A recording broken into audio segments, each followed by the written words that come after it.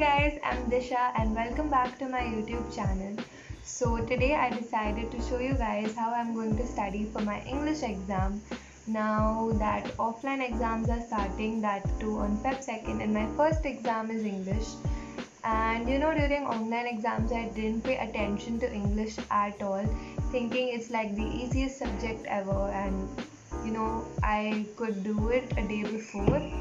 But now that offline exams are starting, I realized that English is not that easy as it was in ninth. So I am going to study properly today and finish my portions. And I thought to just show you guys how I'm going to study, give you some tips on how I'm going to study and get prepared for my offline exam. So make sure to subscribe to my YouTube channel and like this video and comment down below. And yeah, let's go.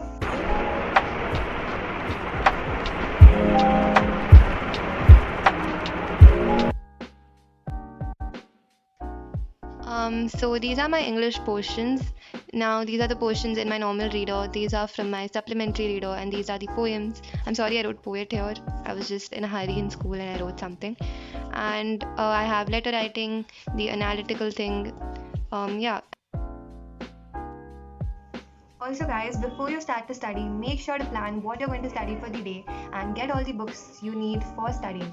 So I'll be needing my literature reader, and yeah, that's all, and a pencil and a sketch pen, a pen, my planner, and that's all. So just get what you need and make sure you sit on a table and not on your bed, because in that way I think you'll feel much more motivated to study. And yeah. And also a reminder, get your water bottle next to you while you're studying to stay hydrated. Wait, let me get mine. Oh. So yeah, get your water bottle, drink water from time to time, stay hydrated. And when you need to take a break for like 20 minutes, get some snacks, and yeah. So now I'm going to start studying, and I'll be starting with the lesson Letter to God. So yeah. So guys, I got my book and I'm going to start reading the lesson Letter to God. And what I do first is that I read the lesson 2 times thoroughly, and I try to learn everything, and because you don't know from where they'll ask you questions, and this is the first part of how I study. So yeah.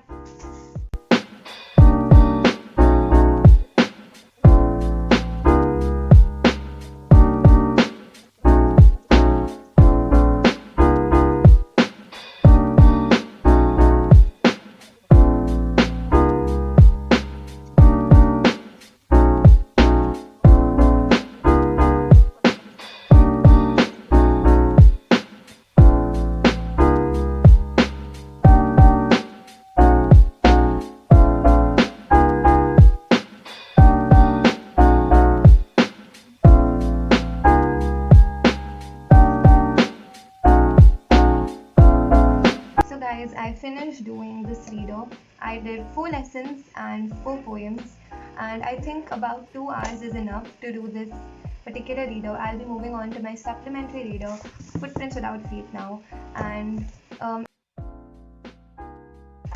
And guys, make sure for each lesson you at least read the lesson 2 times. In this way you'll get a brief idea of what the lesson is about, and also make sure to ask yourself questions or whatever while you're doing the lesson. Like for example, there are these oral comprehension check questions. These questions are really important, and they just help me revise the whole lesson at like once. And I use these questions quite a lot. Even before getting up early for my exam, I always just like look through these questions and make sure that I know the answer to them. And yeah, so that's what I do. And for poems, my teacher had sent me a few PDFs, so I just revise all of them, and I use Google to just get an idea and to understand the meaning of the lesson, because from poems they'll ask you extracts, and in which you'll just have like MCQs after reading the extract, so it won't be that tough. And yeah. So guys, this is the PDF for the ball poem. So I'm just going through all the question and answers before I'm done with the literature reader for each poem. So yeah. So guys, right now I'm doing my supplementary reader, and one thing I want to say is that make sure you do your supplementary reader like thoroughly and read the lessons like properly, and also practice character sketches, because my teacher told me that from your supplementary reader you're going to get a lot of character sketches, like it's a sure question. So study your supplementary reader properly. Yeah. and my teacher sent me this PDF about the character sketches with each and every character in like all the lessons. So I'm just going through them, reading them once, and just getting an idea of how I have to describe these characters in exam, and I'll put it with my own words. And yeah.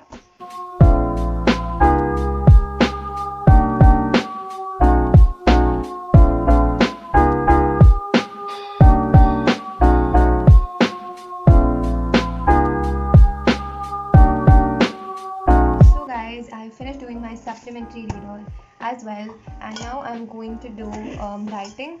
So for writing, I don't do much. I just go through the format for letter writing and how I should write my analytical writing, because that's all I have for my portions for this exam. So I'm going to revise these notes I had written in class when my teacher was revising the letter of inquiry, and she's given like 2 questions in with the format and like how I should write.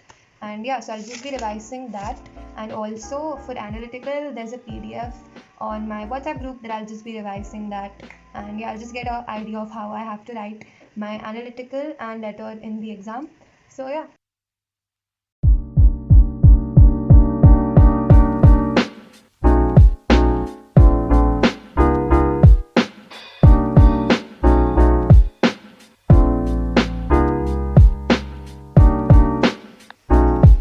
Right now I'm doing the analytical paragraph, and I'll just reading it once. And yeah, so guys, I finished doing my whole so guys, I finished doing my writing, I finished doing the literature reader, and I finished doing the supplementary reader as well. And now I thought that I finished all the portions. I'm going to be doing this sample paper my teacher sent me. It is like a proper exam paper, so I'm just going to do that to make sure I can answer all the questions. I'm not going to write I'm not going to be writing all the answers on my book. I'll just be reading the question paper, and I'll be answering all the questions in my head. This is actually a very great method if you want to score good marks. You need to be sure of how you're going to write, and you should have an idea of how your exam paper is going to be. In this way, I'm sure that you'll get better marks. So make sure you do any of the sample papers or anything your teacher has sent them, or you can go on Google and you can type like 10 CBSE sample paper for English. Maybe you'll get a nice sample paper or an old board paper. And yeah, so I'll be practicing that. And so guys, this is the paper. Now there's a reading, so I'm going to read the passage and just answer the question. So one more tip here I want to say for the comprehension is that out of these like 12 questions, you can choose any 10. So even if you find a question that you're not too sure about the answer, make sure you don't attend that question, and think smartly, choose smartly.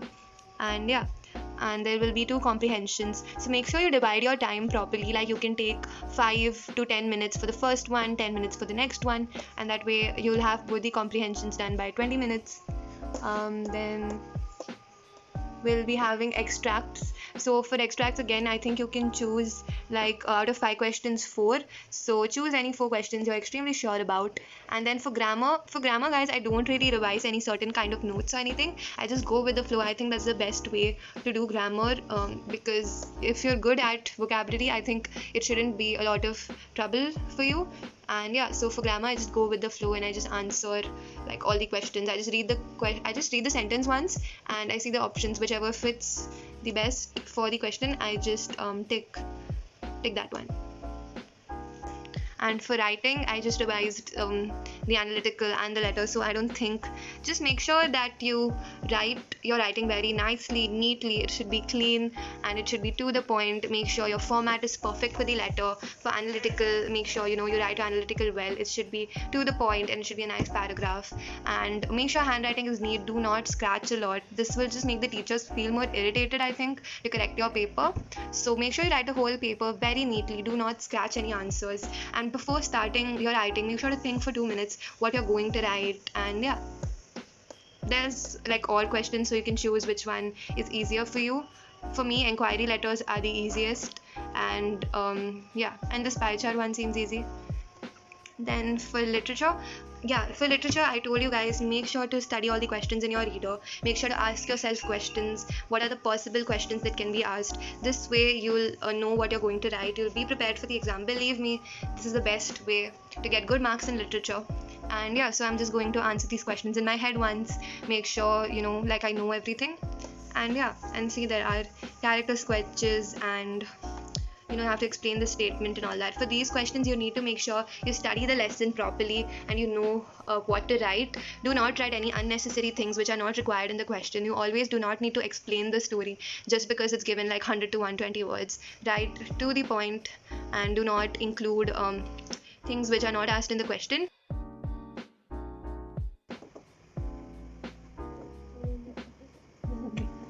Thank you, Ame.